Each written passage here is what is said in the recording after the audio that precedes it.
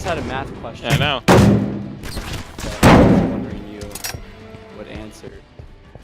Oh no! Yes! Yes! Assassination! Oh my god! Oh!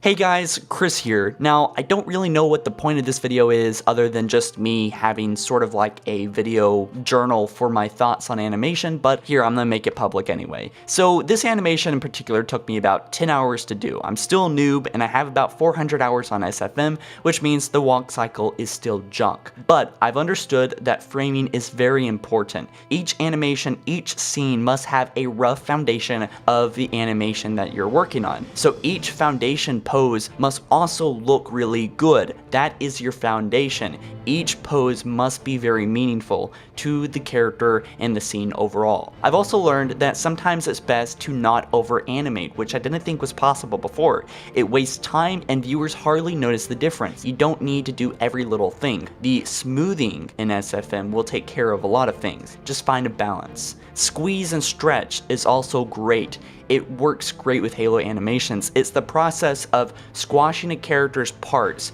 into the center or wherever and then making them stretch out. For example, when the Spartan is about to jump, he turned his entire body inward and then boom, stretched out, making it more alive-like. It's a little cartoony perhaps too. And I also like to add a jitter to the characters and then smooth it out, especially maybe a harder, more rigid jitter when the character's shooting a gun or something like that, and add it to the pelvis or spine.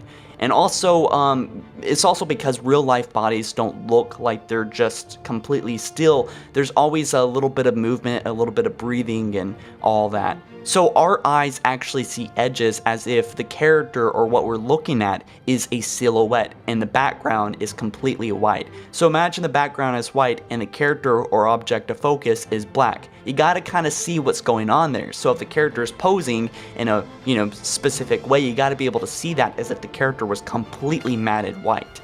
And also lighting is really important. I learned how to lower the lights to become more balanced as I kept overdoing it and became too obvious. Artistically, the colors that work best is orange and blue, I think. But that's overdone. So it's nice to add green and orange, blue and red is a favorite, and also orange and blue are great color schemes to add in animations. And don't over detail the background too much. If you do, then it just won't look good and it will subtract the focus from the focus of the scene. So guys, that's just a few thoughts I've had on SFM so far and a few major points that I've learned.